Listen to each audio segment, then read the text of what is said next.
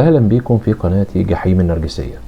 هنا هنكشف حقائق عن عالم النرجسيين، وهنتعلم مع بعض إزاي نتعامل معاهم ونتجنب تأثيرهم علينا.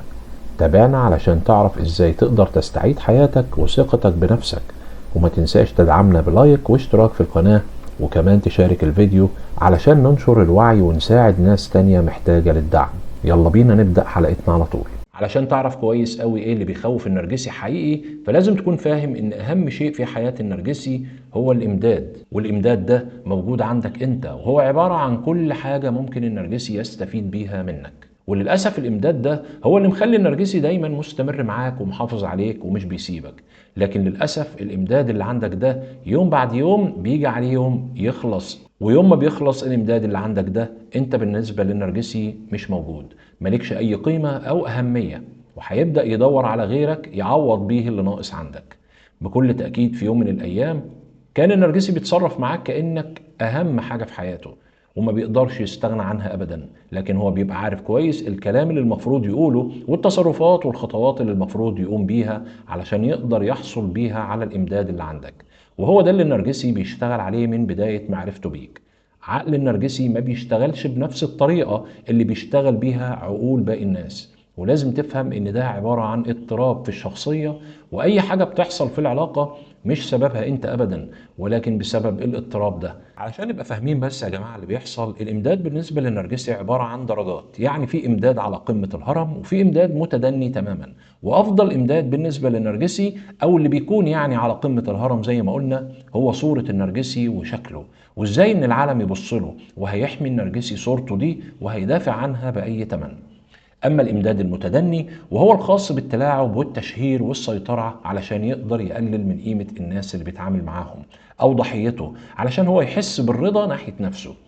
ولما النرجسي بيتناقش معاك هتلاقيه حريص جدا على انه يخرج من المناقشة دي منتصر وكسبان. طيب ايه اللي المفروض تعمله علشان تعكس الموضوع؟ انك تخلي النرجسي هو اللي يخاف منك.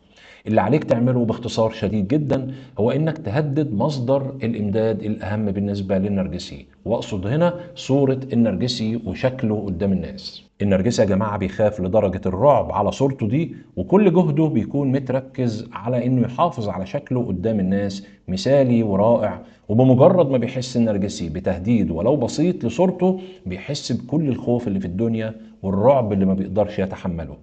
معنى الكلام ده ان المطلوب منك انك تعرف بالظبط ايه اللي المفروض تعمله، وتعرف كويس قوي ايه الحاجة اللي بتخلي النرجسي يخاف او يحس بالتهديد. والحاجة دي زي ما قلت لكم هي اي حاجة بتخليه يظهر بشكل وحش او انه يتهدد بانه هينكشف. اكتر حاجة بتدي للنرجسي السلطة والسيطرة هو انه يكون متحكم بيك وانك تكون تحت تأثيره باستمرار.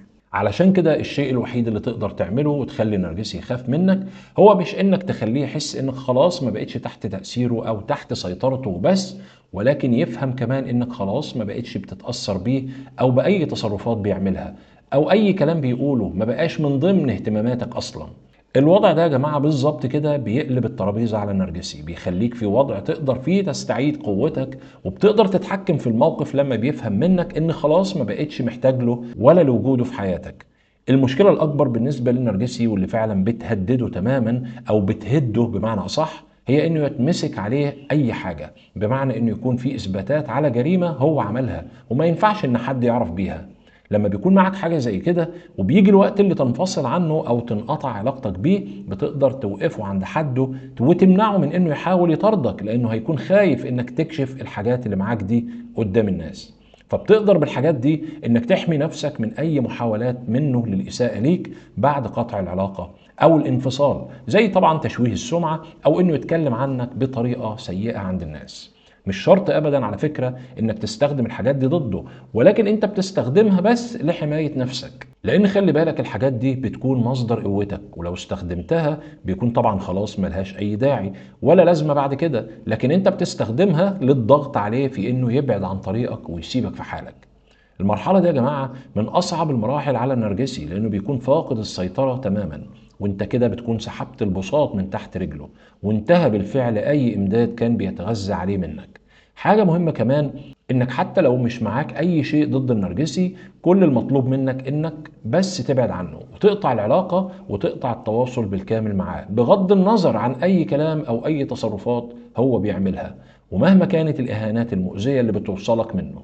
هو كده كده هيعمل الحاجات دي انتقاما منك لما ما بتستجبش له وترجع للعلاقة معاه. علشان كده دايما بنصحك انك تحاول ما تدافعش عن نفسك، ولا تشرح او تبرر اي شيء، ولا توضح اي حاجة. انت مش محتاج اصلا انك تعمل الكلام ده كله، ولا ترد على استفزازات النرجسي، لان ردك ده هو الغذاء بالنسبة له. اللي انت محتاج له وبشكل حقيقي هو انك تبعد وبس، وتبدأ تفكر في نفسك وتبني حياتك من اول وجديد. بيتعب النرجسي جدا وبيعيش حالة مؤلمة جدا لما بيعمل كل المحاولات دي وما يلاقيش منك أي رد فعل. القوة الحقيقية يا جماعة في التعامل مع النرجسي أساسها هو الانفصال والابتعاد تماما عنه، وإنك تحافظ على سيطرتك على أعصابك. وهو ده الحرمان الرهيب للنرجسي من إمدادك، وهو ده الخوف الحقيقي اللي بتزرعه داخل النرجسي. وهي دي أفضل طريقة واللي بتخليك تعرف من خلالها إنك تخلي النرجسي يترعب منك بجد. نجاح الموضوع ده سببه الأساسي هو إنك هددت مصدر الإمداد الأساسي للنرجسي، والمصدر اللي أقصده هو مصدر قمة الهرم، وهو صورته وشكله، واللي بيعتبر هو أساس حياة النرجسي واستمراره فيها. بيكون كل همه في الحياة حماية صورته دي. علشان كده لو قدرت فعلا إنك تمسك حاجة زي دي على النرجسي، فأنت كده بتضمن حماية نفسك من انتقامه أو تشويهك، وكمان بتعرف تحطه في مكانه الصح وتوقفه عند حده. أهم شيء إنك تحاول تحتفظ بهدوءك وثباتك، والنرجسي فعلا مش هيقدر يوصل لك ولا هيأثر فيك بعد كده. وكمان هدوءك ده هيحمي سلامك النفسي جدا، وهتكون مستقر أكتر. بمجرد ما بتوصل للحالة دي بيتأكد النرجسي إنه خلاص فقد السيطرة عليك، ولازم يفكر في مكان تاني أو مصدر تاني يحصل منه على الإمداد علشان يفرغ جواه طاقته السامة دي.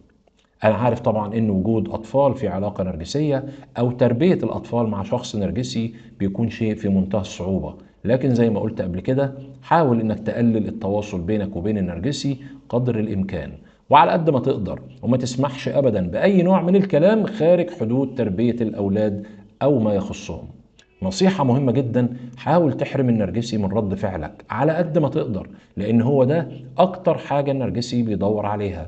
ركز بس على حماية نفسك والنجاح في حياتك مرة تانية. اوعى تدي فرصة للنرجسي انه يستفزك او يخرجك عن شعورك، لانك في الوقت ده بتكون اضعف ما يكون. لكن العكس تماما، لما بتكون هادي وثابت واعصابك هادية بتعرف توصل للنرجسي رسالة ان خلاص اللي بيعمله ما بقاش يجيب اي نتيجة معاك وما بقاش مؤثر عليك، حتى هو نفسه اختفى من حياتك.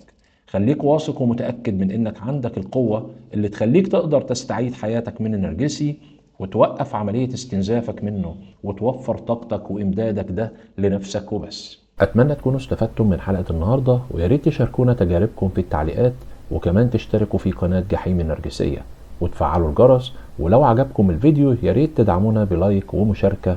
شكرا، وأشوفكم الفيديو الجاي. سلام عليكم ورحمة الله وبركاته.